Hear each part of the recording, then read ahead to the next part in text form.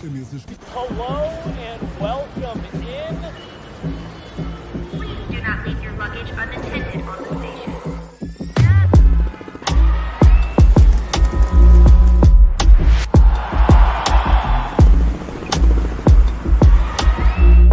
Welcome to the show. What's up, everybody? Welcome to the show.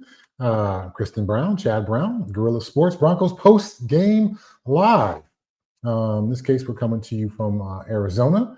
Sorry we weren't able to join you in Colorado, but got to spend some Christmas time in the desert, I guess. Sometimes you just need to see palm trees. All right. Well, we also just saw the Broncos in a close win against a undermanned Kansas City Chiefs team, 20-13. Bo Nix and the offense do just enough, particularly at the end, to get that done. Broncos defense with a dominant performance, as you would guess, going against a third-string quarterback in Chris Oladokun, limiting the Chiefs to 95 yards before that last Chiefs drive of the game. So what are your thoughts? Because last week you were Mrs. not W, not L, but M. Exactly. So if you missed this game, or the game last week was not a win, it was not a loss, it was an opportunity. And this game tonight was an opportunity.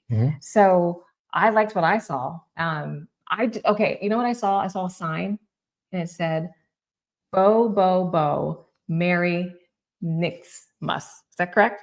Okay. So I just feel like Bo brought Christmas for us today. Okay. By pulling out in the end there. Yeah. And by staying confident, staying in the course, working the system, doing the drives, they didn't fall apart. And I thought this could be a game where they could. Yeah. Okay. Well, what would you say to all the fans out there? Like, this is the Chiefs. It's Chris Oladokun. He's been on practice squad for 4 years. How come against the Chiefs undermanned? How come against the Raiders twice this year? It was one-score games.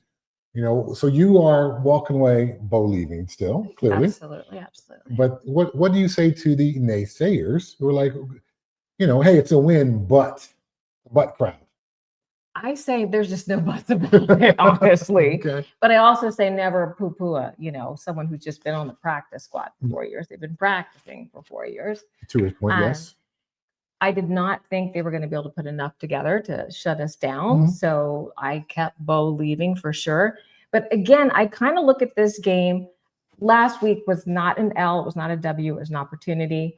And tonight was definitely a W plus another opportunity. I do know they can play a lot better. I don't think tonight was their best ball. So it was just another opportunity to be really, really ready in 10 days when we play again. So we can go all the way through the post game. All right. Well, this is not just me making this up. We got Chronic on the comment line. Broncos show they can only beat bad teams. They are one and done in the playoffs. Oh. See? Oh. So again, this is an interesting part about this team. Now, I think they got the entire country and nation believing after the Green Bay game. Yeah. And now, with the loss to Jacksonville last week, now playing down to the level of this Chiefs team who came into the game 5-10. Yeah. Folks looking at this close one, taking a last-minute drive by Nix in the offense to get it done as not a positive, but a negative. Well, Kansas City had nothing to lose, right? But they still have gains. Those guys want to keep their position. If you're a coach and you're looking to move up or move out, everyone's going to show up and show out any given Thursday, right? We talked about that last week as well. And we got to remember this quarterback, it wasn't amazing, but he put some drives together. I was kind of impressed, especially in the beginning. He's been learning underneath the wizard. And if he gets it together, maybe one day he'll be Wizard 2.0. I don't know. I don't think it's going to be anytime soon. I think Andy Reid's got to worry about that. So that was the comment we talked about earlier. So Vance Joseph in the defense, once again, dominate. But Sean Payton in the offense, leave a little bit to be desired. I suppose for some folks more than a little bit. The 4 scoring drives of the game. The first scoring drive, 14. I'm sorry, that was the last. Get these ordered properly here. First drive of the game, 14 plays, end up putting 3 points on the board. Then they get a 16-play drive, put another 3 points up on the board. Then a 14-play drive in the third quarter. That gives them 7 points. The game-winning drive at the end 14 plays, 65 yards, puts them up to the top. So they were able to maintain in 4 drives. Which is these long drives. Right. Right. Now, of course, we want to see more 7s. But there were some dropped passes tonight. And that doesn't normally happen. So it was kind of like a not normal game, honestly. Right. That's how I felt. Well, when have the Broncos played a normal game? Well, it's not what we do. We win, though. so that happened. So they've won in every fashion. But again, there's this national feeling out there. There's the experienced football person in me who says you can't keep doing this every week. They do. I know, right? They do. You really do. But you can't keep doing this every week. So I'm not trying to, you never apologize for a victory. Never, ever, ever apologize for a victory. Remember, I played on a team that got 5 downs. Yeah. So I don't apologize for wins ever. But the thought is not to beat the Chiefs. Right. Not to beat the Raiders by 1 score twice. Right. Not to have to come back against the Giants. Right. And get 33 points in the 4th quarter. It's to go into the playoffs and win some playoff games against good teams. So that's the concern. And that's where me trying to probe you for how deep your sense of Bo Leaf is here. Okay. Yes. Let me just tell you how deep it is. Okay. And I'm starting to believe more and more in this wizardry that's also in Sean Payton. Okay. I mean, he's got some plays where it calls whatever. Yeah. But all these ways that they have won this quarter, that quarter, this way, that way, right? With these different playmakers, I think it's all going to come together. Okay. So, I mean, because it's been bananas, but I think all these bananas are going to come together. And all right. Okay. What if I were to say, just because we don't have a wall, so I can't go over to the wall and flip a light switch, but I can't clap my hands and do the clapper, and suddenly all the things fall into place. Life is not an Ocean's 11's movie. Ooh, so, you know what I'm saying? So if you say, okay, I've got to correct myself because last week they were the 2nd most penalized team in football. Going into this game, they're the 3rd most penalized team in football, so I can't keep saying the most. Okay. But if you're the 3rd most penalized team in football, if you have the number of drops or close not completions that Bo had tonight. Okay. You have the ineffectiveness of the run game. Well, once again, Bo is your leading rusher. Okay. So you've got these things offensively. Defensively, they played really well, but got these things offensively. Yeah. Can you just clap your hands and they all come together? Because if you could, wouldn't Sean Payton have already done that? Okay. I don't even think he knows what all he's cooking over here. But wait, follow me on this. Okay. Okay, you said they couldn't get the running game off. Right. So Bo had to run. Right. See, now he's practicing his running game. Okay. So if he wants to lead in yards a game, whatever, like it'll come back in our favor. Oh, I'm sorry. RJ Harvey had 43 yards rushing. Bo had 42. Okay, so they share. So going into the because I think Bo, when he took the knee, they had to take yards away from him on this last play of the game. So that's why he's no longer leading rusher. But going into that play, he was. Well, so now we know Bo needs to run, he can run, right? And then his passes, I thought, at least 4 of those that didn't get caught should have been caught. We would have had more points on the board. So all these little things are just little tiny tweaks, right? Little tweaks. Right. And they're going to make the defenses we play have to consider the run and take it seriously. He's going to keep them honest.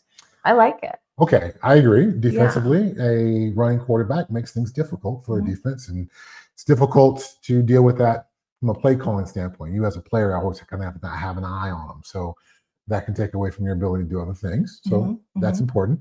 I just don't think to go as far as this team would like to go based on what they've done this season record-wise. Because not necessarily every game and game out, they're lighting it up. But record-wise, the wins-wise, everybody thinks Super Bowl possibility. Right.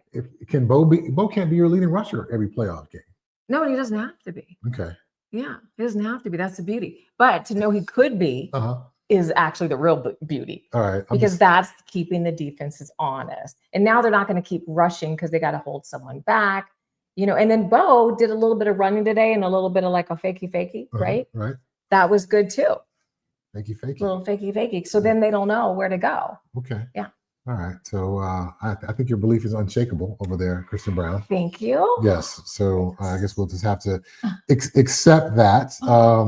But again, the run game mainly powered by Bo Nix, 9 carries, 42 yards, and a long of 14. R.J. Harvey, 14 carries, 43 yards, so only a 3.1 yard per carry average. So again, that's not enough to really get it done. Jaleel had a couple of splash plays, 7 for 40, a 5.7 yard average. So there was some positive there, but again, the consistency in the run game I thought was just lacking a bit for me. Well, I agree. There was some struggle. Mhm. There was absolutely some struggle. Okay. But you got to have these struggles. Struggles make you better. So if you can struggle and win, you're just getting better. Okay. Yeah. Ooh, Okay. questions. Let's see. This is for Rashad Hill. They just struggled against a Chiefs team without Patrick Mahomes.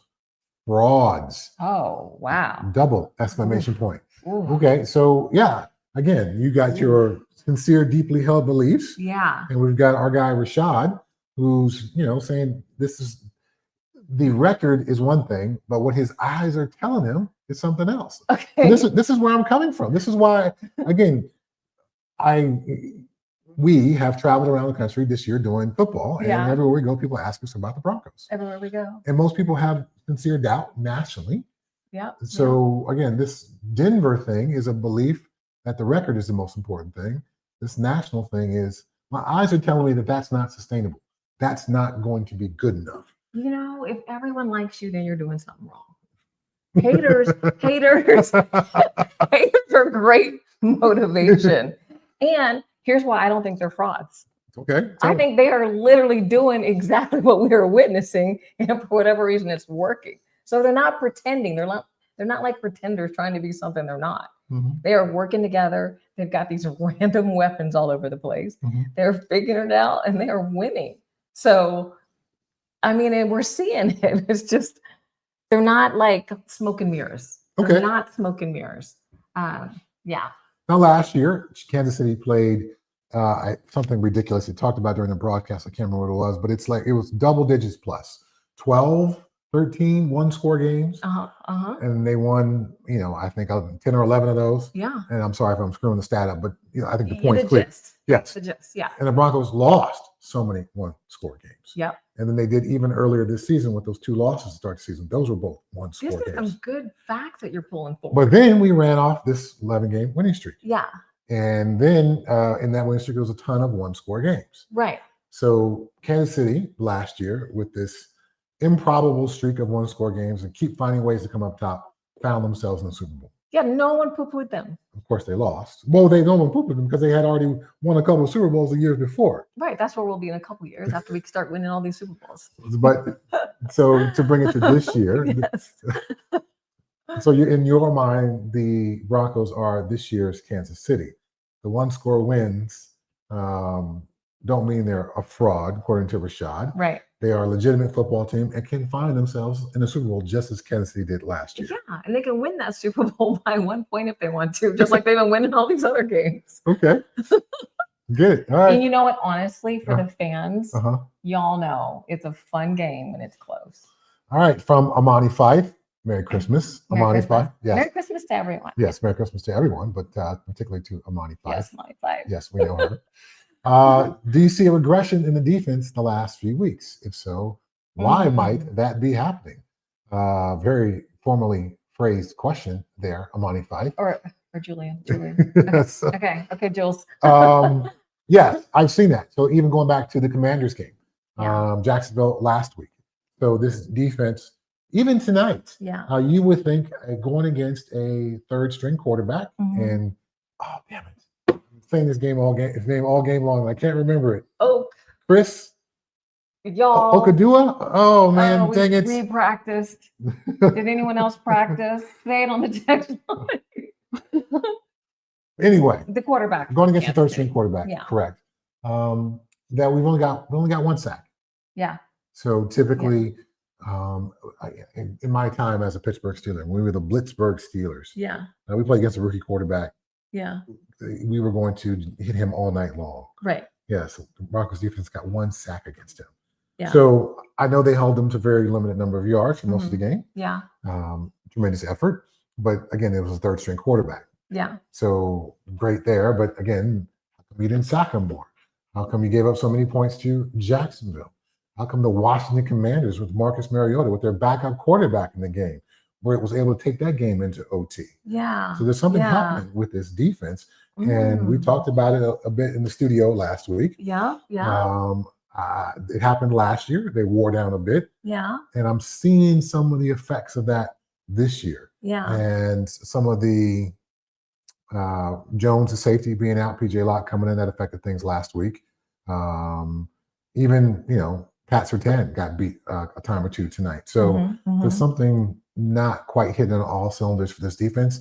And to your point, can they go over the wall and flip the switch and say it's playoff time and play better? Or is this, to Amani Fike's question, a regression that is unstoppable that's just going to continue to get worse? Well, see, I was wondering if Vance was kind of calling it differently with the way they were playing. And then, I know we talked about substitutions recently, but it seemed like they were doing even more substitutions. So I was going to ask you about that, honestly. And then, okay, there's superstition in football. So when Patrick Mahomes first got his start playing, his first game was against the Broncos. And he won. No, actually, he lost. He lost. Oh, but he played well. Okay, but he played well. Or did he win? But when the game started tonight, yes, that player, Chris, that's his first name. Okay, Chris. We're gonna call him Chris. Quarterback Chris. Yeah, quarterback Chris. He was running around. He dropped the ball, scooped up the ball, threw the ball, completed a pass. Right. So when he came out in the beginning, he looked like, whoa, who is this guy? I thought he was a third string, right? Do you remember that? Yep. So perhaps that changed how Vance started calling the game. Maybe not so much running up. And at this point, they're expecting to, I guess, have some sacks but they know they got to get off that ball quickly because of Vance's defense and because of the amount of sacks we have. So perhaps he's adjusting, which I wouldn't be a fan of, honestly, right? Because you got to play your game. So those are my thoughts and my question. And then I have a question about offense. Okay, hold on to the offensive question. All right. Every game's going to unfold differently. Right. And so I guess to Amani Fike's question, is there one thing to pinpoint about this defense that's failing week after week after week? I would say no. But there are enough issues out there from week to week that opposing offensive coordinators are able to take advantage of that. Jacksonville ran the ball really effectively. They were able to get their runner or their receivers one-on-one with some guys in the secondary who missed tackles. Yeah. So they were able to identify the weaker tacklers, get guys in one-on-one opportunities with those guys, and those guys won those opportunities. Tonight, I would say it wasn't because the Chiefs didn't have much offense, clearly only having 95 yards going to that final Chiefs drive. But the amount of pressure, even if Vance wasn't bringing 6 or 5 or 6 or 7 guys, even those 4 guys earlier this season were really crushing quarterbacks. The end of the end of the Green Bay game, they just collapsed the pocket around Jordan Love repeatedly the last 2 drives, and he had nowhere to go with the football. So again, I'm not saying it wasn't a great defensive effort, but again, if we're going to judge the Chiefs with where they are, right, you would expect this Broncos defense to have more gaudy stats. Okay, fair. I agree with that. Now, so Hufanga. Did that, how does that play into what we saw in the defense today? With him being banged up? Yeah. I think that's a factor as well. Yeah. So again, we got a number of replacement guys in the secondary. Yeah. And that's going to show up. So, but from what it sounds like Jones may not be back this season. So if PJ Locke's going to play that spot the entire time, that could be a concern. All right. Well, if you're trying to make me anxious, it's working. Goodness. all these facts. At the same time, they only gave up 95 yards before the Chiefs' final drive, and I think it was 123 total yards the Chiefs had. Let me get this stat pulled up here. Yeah, don't 139. Don't make me anxious. 139. Okay. Okay, yes. Joe Snyder, Jones, is that hurting us as badly as we have been doing? Yes. I think they are certainly missing him in the secondary. And sometimes a great free safety doesn't necessarily, wow you statistically game in and game out. But then when he's not in, then you're suddenly like, oh, that's how good that guy was, because he got everybody lined up. He communicated all the calls. Mhm. There was no miscommunication in the secondary. Everyone was where they were supposed to be.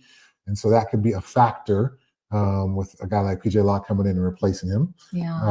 The communication factor. And then if you've got a stopper back there at free safety, there's a certain belief and confidence in that and you're just comfortable going to make your tackle, knowing if I miss and I funnel the ball back inside, that guy is going to make a tackle. I can be a little bit more aggressive rather than being a bit more cautious. I'm not saying that's a factor, but that's something that can be in your mind when you've got a replacement safety behind you. I certainly thought about that all the time as a linebacker. You know, is it's Darren Perry when I was in Pittsburgh, Mhm. DP is going to make that tackle. I can be aggressive. I can go for this. Versus someone else, it's like, oh man, if I don't make this tackle, this could be 60 yards. So that could be a consideration as well.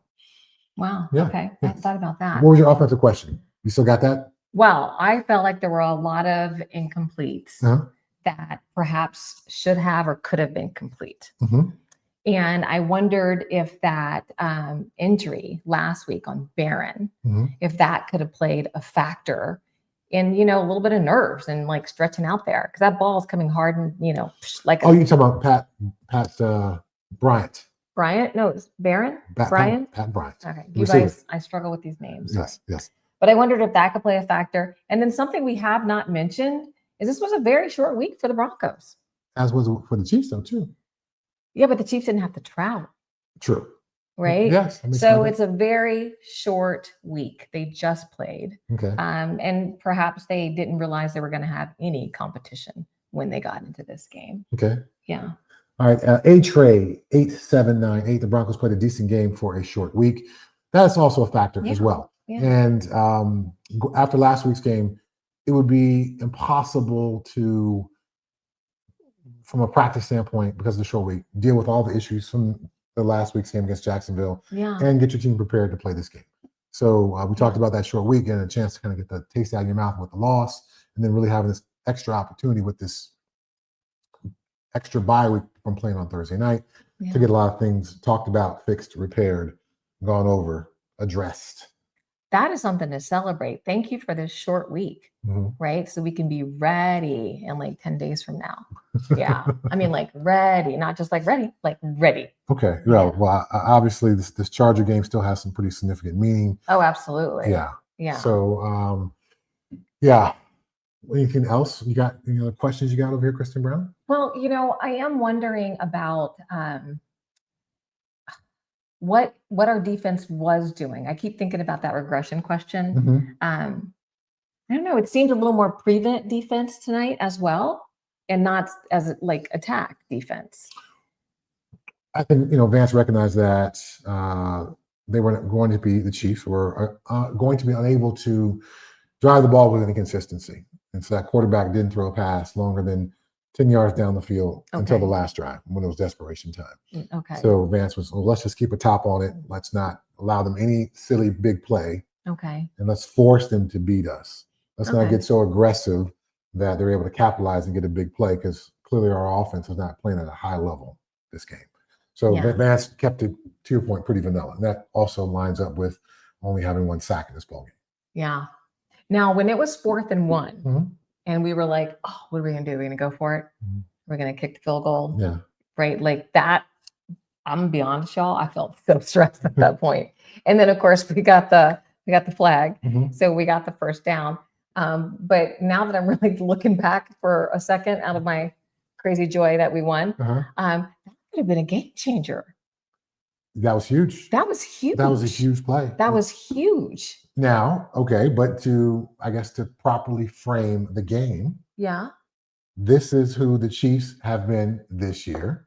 Okay. And this is who the Broncos have been in this year. In the critical situation in the fourth quarter, Bo Nix and the Broncos offense play their best. Yeah. And the Chiefs make the mistakes this year, unlike what they did last year when they played clean in those moments. Okay. So it kind of speaks to the narrative for both teams this season. Yeah. And in a critical moment, not just a random dude on the Chiefs, but Chris Jones, the guy who's going to wear a gold jacket 5 years after he's done. Oh, the most impressive Chiefs defender in the last 15 years, he jumps off sides. Okay, well, Merry Christmas to us. I think we write him all a thank you card. Yes, I had skipped over that. So that gives a little bit more fuel to the fire Yeah. about the folks who are poo-pooing this Broncos win. No, don't poo-poo. Well, hey. No, but I get it. I get it. Yeah, you got the Chiefs' best guy to jump off sides. It's not going to happen.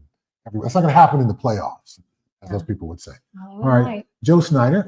No, I'm sorry. Matthew Ridgway. Broncos have a long rest before they face the Chargers. Right. Critical.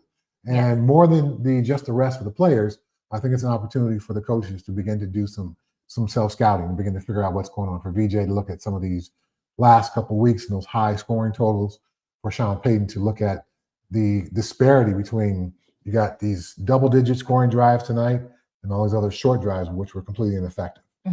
What was the difference there? Was it just an execution thing? Was it play calling? Because he talked about play calling coming onto the field after halftime. He did, yeah. And wanting to run the ball more. Yeah, and he owned it. He said, and that's on me. Yeah. Okay. Yeah, so I agree with that. The long week certainly helps. Joe Snyder saying 4th and short, but we are never going to run the play. Payton confirmed it after the game. Yes, we were never going to run that play. So that's right. Yeah. Literally in football circles, it's called the no-brainer. And so you often want them to jump off as a broadcaster, you're calling the game and someone keeps the offense on the field on 4th down.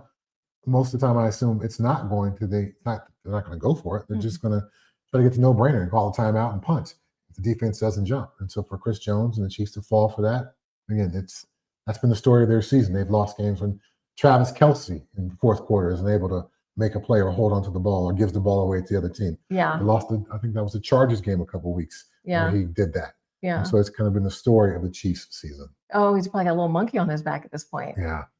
Well, do we think we saw the last game for Travis Kelce? Ooh, I don't The think last so. Thursday night game, the last Chiefs Thursday night game? I don't think so. You don't think he's retired after this No, year? because he still was making some good plays out there. He's still a threat. We still have to pay attention to him. He's still a big dude, and no one wants to go out like this. So he comes back for one more. I think he does. Okay. Yeah, I think he does. He With loves the game. With all that he's got going, would I walk away? No. You would tell us. I'm on 5 foot, am I right? Am I lying? I'm dying. You would tell us that you're done. And then you would be like, Coach called. Pack the kids up. Let's go. And I'd be like, oh, okay. You would totally play. All right. Towards the end of my career, I retired. How many times? 3 times. Twice I unretired. After year 13, my New England Patriots lost to the Broncos in the playoffs. Yes. That was the That was Champ sad. Bailey interception game. And I gave my hugs in the locker room and hugged people in the parking lot. That was my last football game ever.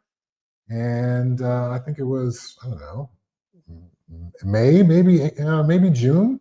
I get a call from Bill Belichick. Yep. So when Bill Belichick thinks you can play, I think you go out and play. Exactly. So he will be back. Yes. So I played the next year. I played year 14. Yeah. And I was retired and I was done. And I did my goodbyes. Yeah. We sold the I threw a house. party for the children, the whole thing. Yeah. We sold the houses. Sold all the extra cars. All of it. All of it. So is Travis coming back? And then the Belichick called me in July. And I played year 15. I changed our number, but he found us anyway. Yes. Yeah. So basically what we're here to say is he will be back. Okay. Right on. Yes. He will be back. I hope he's back. Okay. Yeah. You played this game as long as you can, right? Yeah. Do you think the Broncos will lock in the number 1 seed? I think it's going to be interesting next week against the Chargers. I think this extra time will give the Broncos an opportunity to fix some things if they can be fixed. Yeah. Yeah. If they can't get some of these issues that we've seen over the last month of the season fixed, then that would be a concern going into the playoffs. Okay, the Chiefs still have some talent. And Steve Spagnuolo obviously knows the Broncos really well, played against them twice a year. Yes. So for him to dial up a game plan that would slow down Bo Nix's offense, I shouldn't be completely surprised. But next week against the Chargers, there's got to be just a higher level of efficiency, or I'm going to be concerned that these issues that we've been glossing over because they win will actually plague them in the playoffs. Well, I think the Chargers are going to be all fat and cocky, making soups.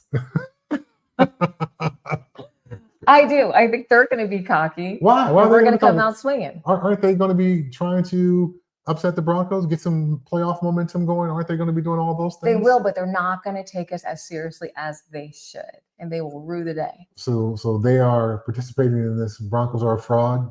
They're all these folks who've been talking about that on the text line here. Yeah, they're like that coach of Notre Dame who talked smack about the Buffs way back in the day, but we won't bring up old things. But yeah, but we want them to come in a little fat and cocky. Okay. Yeah, we want that. Yeah, we want an upset, and I can't wait to watch it. How about the Vikings beating the Lions 23-10 while only having 3 passing yards? Yeah, that was the surprise for sure. Yes. So we were in Seattle. I was on the call for the Max Brosmer game against the Seahawks. Vikings offense didn't do much in that game. I think he, for most of the game, was under 100 yards passing, but for 3 passing yards, that's amazing. Mm-hmm. That is amazing. I've lost some games in some quirky ways. Pittsburgh Steelers lost to Oakland Raiders. I think we held the Raiders to 98 yards of offense, and we lost that game. So weird stuff happens. But, absolutely. That was bananas. 3 passing yards.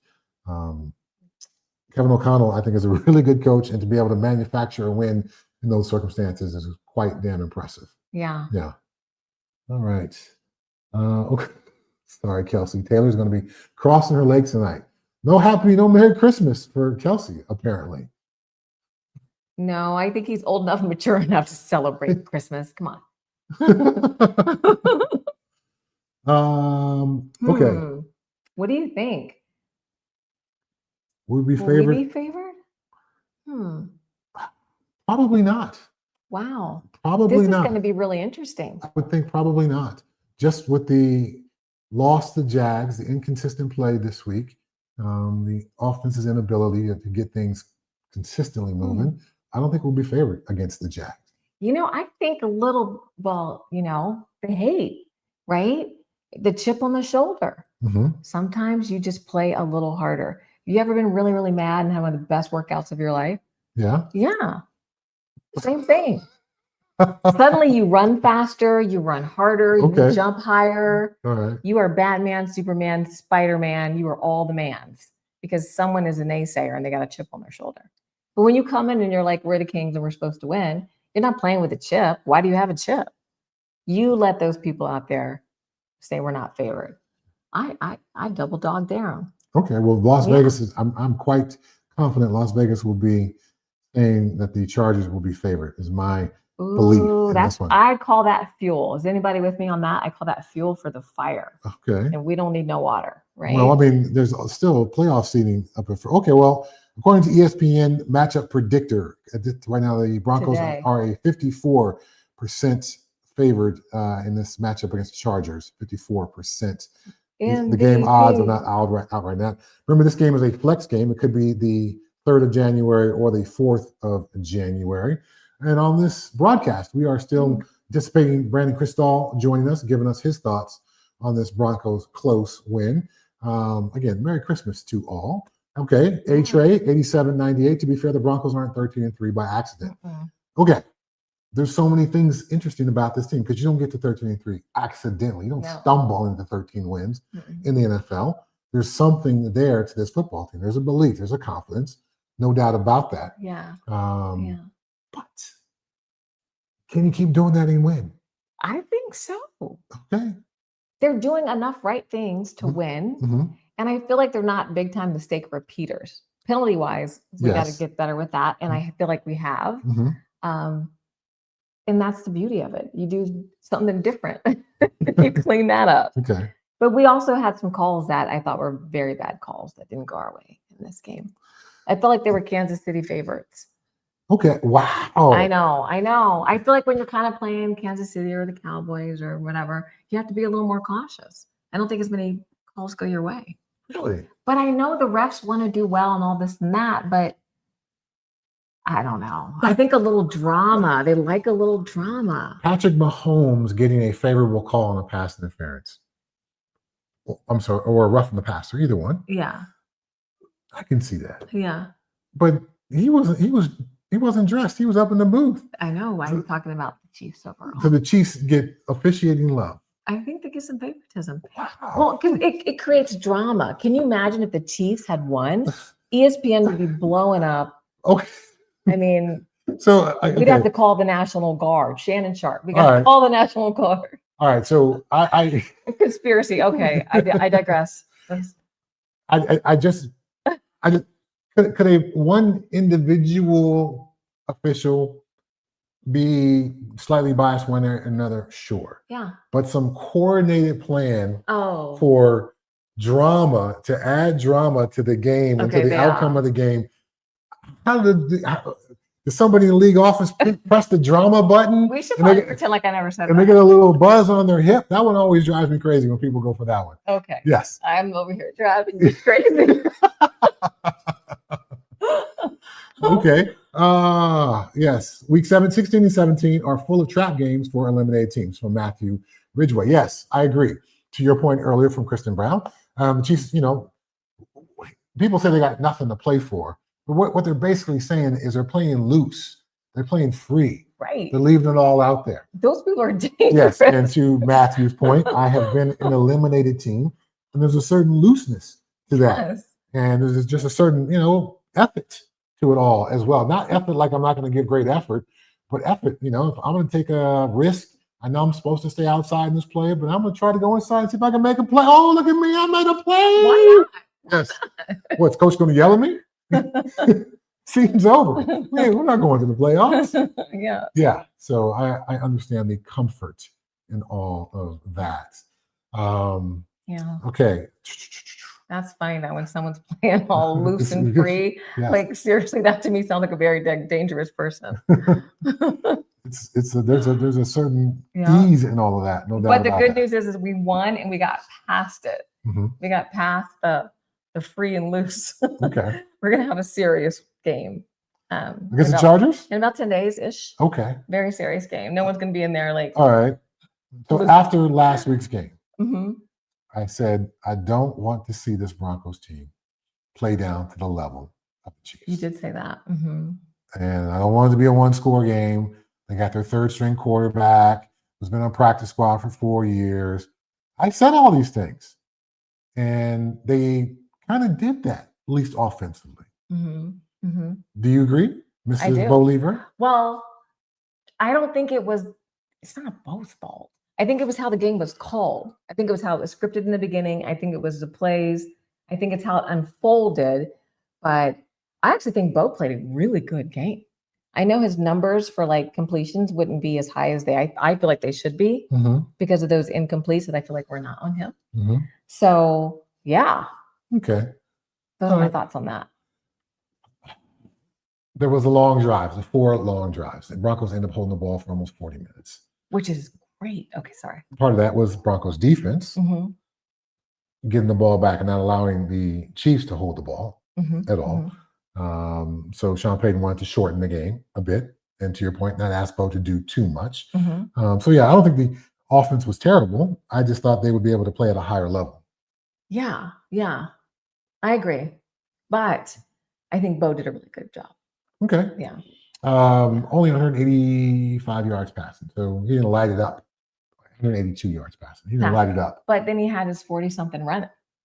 Yes. So you add all that up together, you have over 200. You can do math, babe. Yes. Okay. What are the next questions? Right. How much of a difference would this game have been if Mahomes played? Yes, I think it would have been tremendously different. I don't. Sean Nelson, 30. You don't think so? Okay, maybe, but tell me why you think it would have been different. Well, it's just the Chiefs couldn't attack down the field. Andy Reid didn't trust the backup quarterback to throw the ball down the field. Long passes. Yeah, so that's why all his passes were 9 yards and shorter. Yeah. Until that last drive of the game. Yeah. They didn't want him to go out there and make a mistake. So it was. I'll be honest. Yes. Yeah. Okay. Yeah, because I'm thinking, and I'm like, absolutely. Okay. Because he pulls out those wizard long passes, and it's easy to draw the flag, and then all of a sudden it's like, first down at the 8-yard line or something. But then again, if Patrick Mahomes is playing, then Sean Payton's calling a different game for Bo Nix in this offense. Oh, that's so true. Wow. There's always the yin and there's always the yin and yang. You can't just slide one substitute in because Sean Payton knows, well, then the Chiefs are going to score more points. Therefore, I've got to ask Bo and our offense to score more points. So he's going to be a little bit more aggressive down the field. It changes everything. Yes. Well, even us, getting that M last week. I mean, it all changes everything. That's true. Right. So who knows? M was for motivation, right? Was that it? Was that your M? Yeah, motivation. Okay. To be not hella, hecka. It's a podcast, baby. It's a podcast. Okay. Yes. To be hella motivated. Okay. So that's why it was an M. Okay. Not a win, not a loss, but a motivation. So what's this game then? This is a win plus what adjective would you put on it? Part of me would say it was a business-like win. You went out there and you took care of business. You won the game. Okay. You took care of business. Okay. And now you get a chance to move on to next week against the Chargers. You get the long week. You handled business on a short week, a difficult week. Okay. You may have played down to their level a bit, but part of that was just game plan and recognizing who we were playing. Okay. So I think it's fair. It was a business-like win. Okay. Yes. All right. Well, I feel like we should get Brandon on and talk scores. Do we have BK? I believe he is ready to join All right, us. let's do it, BK. Hi. Hey, Merry Christmas. Happy Merry holidays. Christmas. Yes. What's going on? Can y'all see me? Can you hear me? Yes, we can see you. I just chose I just chose to do an I awkward was- pause to see how long you would sit there. Yeah, I'm busy tweeting that I'm coming on with y'all now so that folks know. Okay, we'll just talk amongst ourselves. No. What's funny is I was listening to you guys, but I also took a break to catch all of Sean Payton's post game as they streamed it on the Broncos site. We're going to try to bring you some of that from Kansas City as soon as we can. But listening to Sean just kind of go through stuff and then listening to you guys talk about the way the Broncos played down to the team and listening to Sean is exactly kind of what I thought happened. We were watching the game with some friends and celebrating Christmas, and you got one random Chiefs fan that's my buddy's neighbor, and then lots of Broncos fans who were nervous. And there was the notion that they're playing down. I think there's something to that, although this is still a team that's been to 5 of the last 6 Super Bowls. And yeah, they're undermanned, but they know how to play against the Broncos, and Spags and Andy Reid certainly do. And Sean kept saying they were going to do exactly the things they did. They were going to try to make a play in the kicking game. They weren't going to expose the quarterback to try to do too much. And they were going to hope that the Broncos made a mistake, which they did on that Bo Nix interception. That was obviously a heck of a play by the DB, and then an even, luckier play maybe for Bolton to grab it. But that the Broncos, on the other side of it was they were playing not to lose. And when I say that, I mean, Bo wasn't stretching the field and looking for deep shots, and he wasn't taking advantage of 2 backup corners. They weren't going to do anything to hurt themselves. I understand the interception did do that, but the sense I got listening to Sean was exactly the way I thought I saw it unfold was, okay, we'll win this game as long as we don't shoot ourselves in the foot. And they did it a couple of times. And that made it probably closer than it otherwise would have been. But we know this is the NFL and guys can make plays. But I don't think this is living on the edge. I don't think this affects the line next week against the Chargers. And we also have to remember the Chargers are going to play a game against the Texans. Now, normally visiting teams will go and they take over Vegas, of course, but they also take over LA a lot. The Texans don't have a fan base like that. So I don't know who's going to be at that game on Saturday. But I do know that because I think it's Saturday, but the Chargers will have their hands full this week. So who knows what the Broncos and Chargers will be looking at in terms of where they are a week from today, where the Broncos will still need to win, likely to keep pace with the Patriots, unless the Patriots stumble. Okay. Well, yeah. I suppose I wasn't saying there was validity to all these things, just more so playing devil's advocate for folks who say you can't do that and have a deep playoff run. You can't keep being that team and win games in the playoffs. So I understand that the thought that Sean chose to play it close to the vest. It's not the first time he would have done that this year with some of the play calling and trying to not lose the game as opposed to go out there and aggressively take the game. But it just feels concerning if you are expecting this team to make a deep run, that it's the Chiefs. It's a third-string quarterback. Their season has been over now. And now you've played the Raiders twice and had 2 one-score games against them. I know one of those wasn't quite as close as the score indicated, but you're playing down in some ways to the opponent's level. You're just not going out there and stomping people. You're choosing when to turn it on and off. You're not just some team that's hitting on all cylinders every single week. Yeah, and I guess the argument on the other side is that when you play against good teams, and we know they obviously played a really complete game against the Packers, but then the Jags are a good football team, and they have been all year. They beat the Chiefs on Monday night. They had a couple of signature wins before they came to Denver, and they kind of just ran right past the Broncos in a number of respects. And the Chargers are going to be a playoff team. It's going to be a playoff test. You may see them early in the playoffs again, depending on how the seeding ends up shaking out. But yeah, you certainly can't, I guess, cruise against the Chargers the way you have against some of these lesser teams. And so I think that you got out of there with the win. You hope that you're relatively healthy. We saw Hufanga at the end get a little banged up. And the reason that makes you nervous is because we saw Dre Greenlaw at the end of the game last week, not much going on late, but in the final 2 minutes, he pulls a hamstring. Doesn't mean he wouldn't have, this game or whatever. The human body works the way it does. But you hope that Hufanga gets out of there okay, because you're already down Brandon Jones and no Greenlaw. And they probably don't play Greenlaw next week unless it's a slight hamstring. They probably let him rest until they get to the playoffs. But I think that, and Sean kept saying this. He's like, style points don't matter. He's like, we're just trying to win games, and we've won 13 games. So Sean doesn't seem as bothered by it, or he's just saying the right stuff. And so, I had our pal JT the Brick text me, and he's like, I can't believe, that they keep winning like this. And I was like, well, we saw the Chiefs do it last year, and we saw the Broncos in 2015 do it. He's like, yeah, that was Peyton Manning instead of Bo Nix. I was like, well, this version of Bo Nix might be better than that version of Peyton Manning in some respects, at least in terms of athletically. So, yeah, does living on the edge potentially come, is it wrought with potential peril? Of course. But you're still winning games, and you can't apologize for that. I agree. I absolutely agree with that.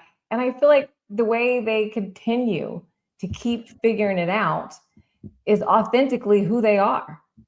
And we did get some, that very incredible lucky play when it was 4th and 1, which was a game changer for sure, because who knows what would have happened without that. But I feel like this is who they are. They figure out how to win. And yeah, I don't know. I didn't feel rattled, honestly, today. No, are you're saying watching the game, or did the Broncos seem rattled at any point? No, I guess they didn't seem rattled either to me, which I thought was so good.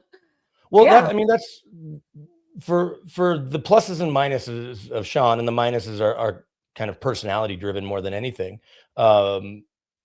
He is as good a coach as we've seen in NFL history at really understanding how he thinks the game's going to play out, and usually being right and figuring out what his team needs to do. Now, I think on the other side, Andy Reid is probably on that short list, but I don't know if you guys saw the stat this week, and then Sean was asked about it post-game. He kind of downplayed it during the week, but then he has now tied Bill Belichick as one of only 2 coaches to have 5 plus 13 win seasons.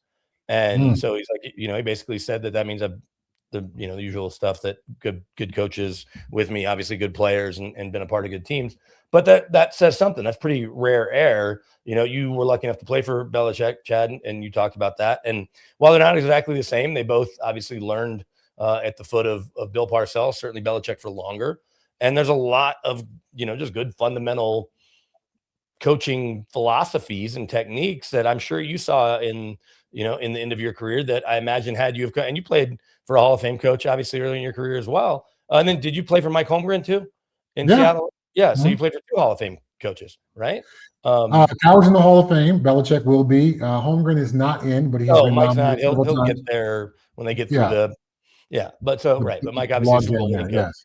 The point is you obviously played for some good coaches, but I imagine had you played for Belichick earlier, it might have changed the way you approach things. And maybe I'm wrong. I don't want to put words in your mouth, but talking to people and you being someone I've talked to the most, but the stuff that Belichick would do, the stuff ripping up a game plan on Saturday night and totally redoing it, and the situational stuff. Sean does all that same situational stuff that they didn't always practice here. For as great a coach as Mike was, when Josh McDaniels came in and they were doing the Friday situational stuff, that was something Mike didn't necessarily do. And Mike's a Hall of Fame coach. He will be, the next coach, I think, in line to get to the Hall of Fame after Belichick goes in this year. But I'm just saying that Sean is in that same, stratosphere as Bill Belichick, and they have a similar approach. Guys like Pete Carroll, he's won a bunch of games and obviously won a college championship and a Super Bowl. And so he and Sean and John Harbaugh and Mike Tomlin and all these guys that have one ring, they're all, they're all in the same club, but week in, week out, Sean figures out ways to win games. And when you talk to some of his coaches and some of the coaches that maybe haven't coached with him for as long, they're impressed with the way he approaches each game. Well, I think you're bringing up a great point. And so just to give the watchers, listeners, a little bit of detail here. So there's two different kinds of coaches. There's this is what we do coaches. And that would be a Pete Carroll. This is what we do. We play cover 3 defense. I know he's modified since then, but back in the Seahawks heyday, they play cover 3 defense. They run the ball and they ask Russell Wilson to move the chains on third down in certain situations. And that's what they do. Versus, to your point, a Sean Payton, or my experience, a Bill Belichick, every week was a completely different thought and a completely different style of play with different consideration. This is who's healthy on our team. This is who's healthy on the other team. This is where they are at. This is what we do well. And so many things were considered. And that's why sometimes as a Patriot, you see a guy could have 200 yards rushing or receiving one week, and then he may not play for 3 or 4 more weeks in any real significant manner because Bill didn't think you were the right matchup for the next couple of games. So no matter what you did last week, well, this week's a different game. It's a different opponent. And therefore, the game plan needed to win this game, not for us to do what we do, but to win this individual game could be completely different. And Bill would talk about it during the week. This is going to be a low-scoring game. This is going to be a possession game. This is going to be a shootout. This is going to be a weather game. Whichever team handles the weather the best and doesn't fumble the football on a rainy day is going to find a way to win this stuff. So he would coin a phrase every week that would describe how he thought the game was going to go. 90+% of the time, he was accurate in that. And the game would unfold in that vein. And so we would play the game, think about the game, and practice for that style of play expected to be during that particular game. And then next week, again, one week we won 45-38. The next week, the plan could be win 13-10 because it's going to be windy one direction. And we're only going to be aggressive on offense for 2 quarters of the game. We're not going to try to throw the ball into the wind. That'd be dumb. So all this situational understanding, if Sean Payton's really manufacturing all these wins this year in that Bill Belichick fashion, that makes the Broncos a much more threatening team in the playoffs than me looking at it through the lens of this is who they are, and they don't meet that level every week. Therefore, they're not going to be able to flip that switch when the playoffs come around. Well, and let's go details there. That was good. Yeah. Well, and let's go back to something you said, Kristin, when you were talking about just a minute or two ago that you never felt nervous. We know the way Bo Nix is wired, right? We see that. And Sean's a coach, so all coaches are never truly comfortable, right? No matter how well it's going. But the rest of the team is going to feed off the way it's not only its coach, but certainly the way its leaders play. We know PS2's got ice in his veins, and Nick Bonito coming up with plays when he needed to. That was another thing Sean Payton talked about tonight. Before I get back to the point about what you'll see going forward, is he's like, we didn't want to be behind this quarterback. We wanted to cage rush. And so that's why tonight wasn't a night about sacks, even though I think they tied or set the franchise mark for most sacks in the season. And so, he's like, that's a great, a great accomplishment, but we weren't trying to rack up sack numbers. But, Bonito, guys like that, Coop, all these guys, and we could go down the list, they never come across as nervous. And they're going to get into close playoff games because the playoffs are almost always close. The only time you really see blowouts other than the Super Bowl last year can be in that week 1 where, the 7 team against the 2 seed or the 6 and the 3 or whatever it may be. But once you get into that second weekend and then obviously championship weekend and the Super Bowl, it's usually not much of a 2-score game. Maybe it's a 10-point lead, or a 10-point margin, but it's often 1-score games. And that's where these guys live. So come January, they're going to be fine in the middle of the third quarter if they're down 23-14 like they were against the Packers. I say they're going to be fine in that they're not going to press the panic button. And that's something that you can't coach, right, Chad? For no matter what type of coach you are, we know that experience is the best coach out there. And so you can create all the situations you want. Hey, it's going to be this. It's going to be, that's all teams practice is, okay, here's the situation. 3rd and 6, 24 seconds on the clock. We're down 2. We need to get to field goal range. Okay, let's run these plays. And then, that's fine. But you get into a game and all of a sudden it's windy and it's crowd noise and all. You can't replicate that. But when you've lived it, as the Broncos have here now 11 times, or I guess 13 times, but right, they're 11-2 in one score games, then they're going to be comfortable there. And it's not going to, I think rattle them. Yeah, fair. Because, if you're playing anxious, that's going to lead to probably even more penalties, and then frustration and finger pointing. But that belief and the calm from leadership down, that'll be huge.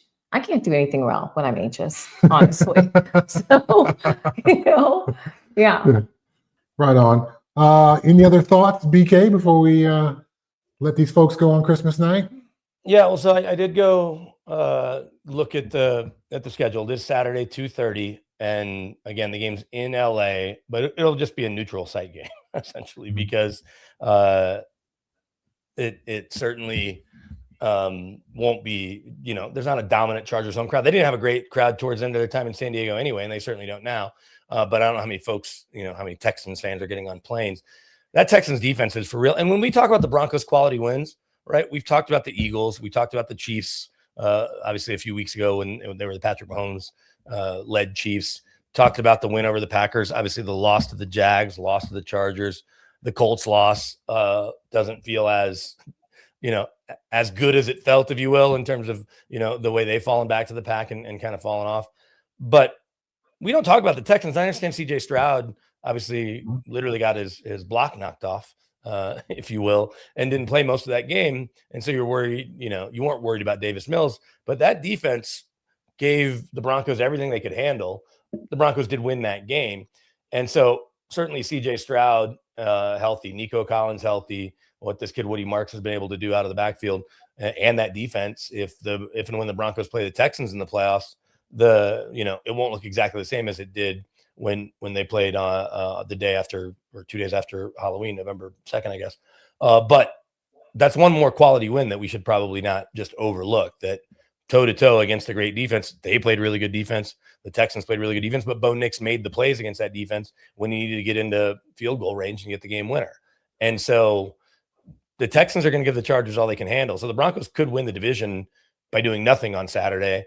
Sean Payton said he wasn't going to watch the game. He's like, "What time's that game on?" So like 2:30. He's like, "Yeah, I'm not going to watch it." But he's like, "It would be good to be he basically said it'd be nice to be on the couch and win the division. I think it'd be funny if they did, and like somehow we're able to get T-shirts to everybody, and so all the players are posting, like they won the division. They're celebrating on Saturday night, wherever they are. But they get this mini bye, which is pretty huge. Like when you can play these short weeks and get the win, now to get extra work, and because they have to play on Sunday against the Chargers we think, I guess, if the Patriots lose and the Chargers lose, then they don't have to play anyone. But odds are they will, and they'll have to play for something.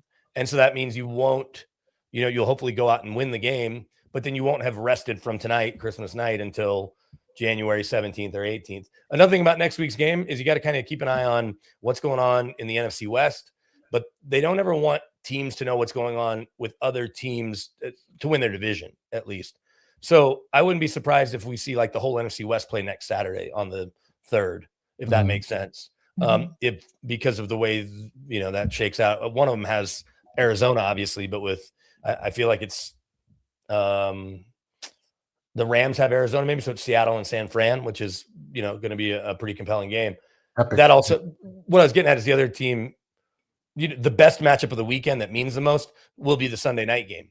So if the Chargers win and the Broncos and the Chargers are playing for the AFC West, they don't care what happens in the Chiefs game, because then they could play all the NFC West teams Sunday at 2:25 or whatever. And then the Broncos be the Sunday night game. So we could see the Broncos as a Sunday night game. I guess there's a world where we could see them as a Saturday night game, or even Saturday afternoon against the Chargers. It's kind of up to the TV networks a little bit and the league. So we really won't know until, I guess, there's a Saturday. It's up to the TV networks and the league. It's not up to you, BK? No, it's not up to me. And I don't know what I'd rather see. Like, do you want to see the whole NFC West play on Saturday? Because I think no matter what happens in the Rams game, I guess if the Rams were to lose to the Cardinals, I don't know how the tiebreakers work. But if the Seahawks and Niners, no matter what happens with the Rams, one of them, I think, needs to win, and then you figure out the tiebreakers later. Right. That, to me, is interesting. But if the Chargers beat the Texans, Broncos, Chargers Sunday night, could also be really interesting to cap the season, especially if you're the Broncos and okay, we win this game, we now get a week off. So we don't mind playing that last game because there's nothing worse than playing the Sunday night game and then being like the early Saturday game and just losing that extra prep time. Okay. If the Chargers beat the Texans handily, therefore now we got another head-to-head matchup. And the Broncos have played the way they've played the last month. On one hand, you could say a bit underwhelming, underperforming. On the other hand, you could say, no, Sean Payton's just winning each game the way that it needs to be won. Well, depending on where you come down on that, not really important for this conversation. The Chargers win by 14. They win by 17 over the Texans. Does that give you concern about this Broncos team against the Chargers last game of the week? And also the Broncos playoff thoughts, if you're going to extrapolate that even a week further. Yes and no. The fact that the Chargers are doing this without their two left tackles is really impressive. And I was trying to jump ahead to next week to see if I could find an early line on that game because they have some of them, but they don't have all of them. ESPN matchup predictor has the Broncos winning 54% to 45% for the Chiefs. So it's a fairly close game, but Vegas and the matchup predictor don't always match up. So I would not be surprised the Chargers could be favored in this one. Yeah, because the only two games they have next week for some reason are the Seahawks and Niners, and Panthers and Bucks are on the board right now. You could get a bet in on both those games, and so the Broncos have been home dogs twice this season to the Chiefs. They obviously won that game, and to the Packers. If anything, because it's in Denver, and because we know what the defense is, and everything goes into it, I don't see a scenario where they're not at least like a 0.5 point favorite or a 1.5 point favorite, something like that. I don't think they'll make the Chargers the favorite. I guess to your point, if they scored 30 and beat the Texans 30-13, then maybe like, okay, it doesn't matter what's going on with these guys. They won in Arrowhead, knocked the Chiefs out of the playoffs. They obviously won in Dallas after giving up, that early lead to the Cowboys. And so then, yeah, I guess, but they're not, the eye test I think matters, but they also set those lines in Vegas to make sure they get action both ways.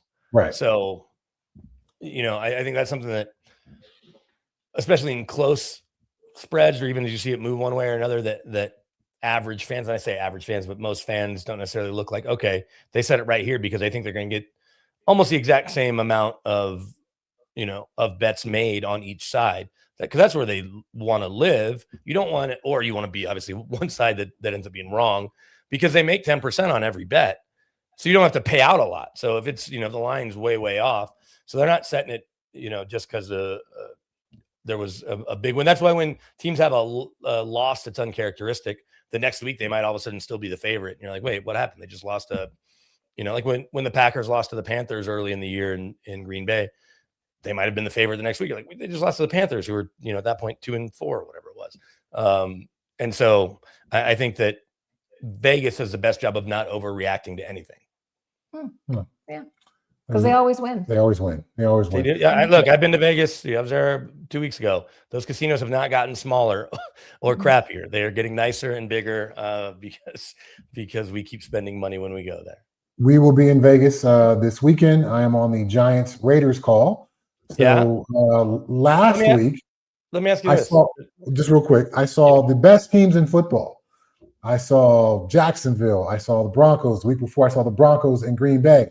Then I was the flag raising guy up in Seattle for Rams, Seattle. So I saw the best teams in the NFL.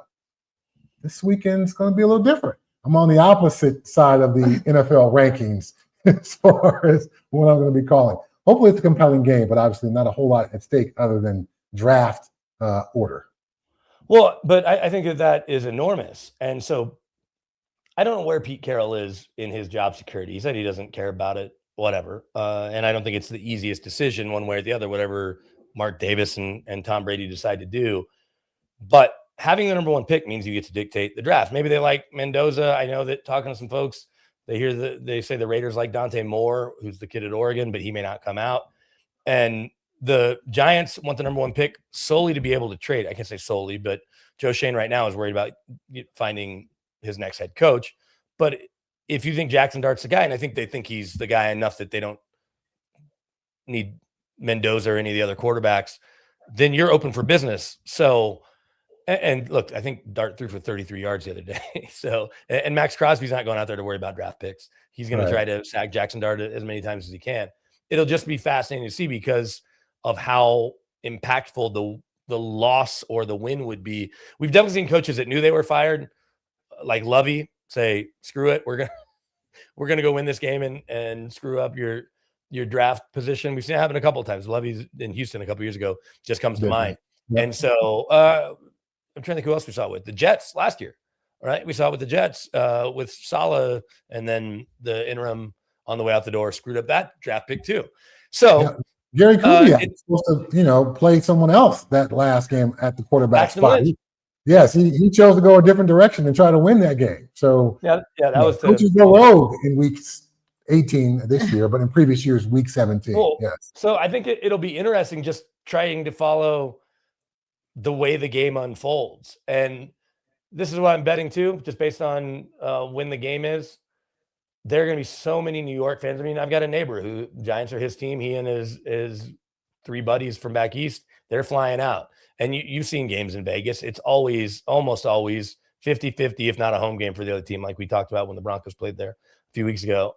And I think it will be a Giants home game through and through. But the Giants fans, they want to have a good time, want to see Jackson Dart play well, not get hurt, but probably lose 30-27 because they want to be able to trade that draft pick. Because I'm not saying they won't trade back if they get the pick at 2, but that means you're going to have at least 2 quarterbacks everybody loves. At 1, you're open for business and you can just maneuver and acquire more draft capital. So it's an interesting game. It's just nowhere near the quality that we've seen, that you've been able to see with the 3 games you've seen in person the last couple of weeks. Yeah, there's a compelling nature to it. It's an NFL game. There's something at stake, not playoff seeding, but draft seeding, which is both teams deserve to get an early pick and somehow try to find a way to get better. Well, BK, thanks for joining us on a Christmas night. Thank you for the perspective. I hadn't thought of the Broncos through the Bill Belichick "we'll find a way to win this week" lens. That changes my thinking a bit. Thank you for that. And, Sean said it a lot, Chad. He has said, like, we thought this game was going to play out like that, and it did. And that's kind of how Sean can be sometimes. But, the Giants game, I guess, went different. But the way the Jets game unfolded in terms of what they were going to get from the Jets offense, maybe even the Texans game to some degree. So he said it a bunch of times. I haven't been in the team meetings or coaches meetings to, confirm was that what he said, but the game's going to play out like this. But I'll take him at his word because they do keep winning. Right on. Well, again, the Broncos do keep winning, 20-13. Win tonight over the hated Kansas City Chiefs in Kansas City. Broncos give themselves a Christmas present with a business-like win. Found a way just to get the dub, I suppose. But with that being said, logging off for Kristin Brown, myself, Brandon Cristal. Thanks for tuning in on the Christmas night. We'll see you guys next week. Merry Christmas to all, and to all a good night.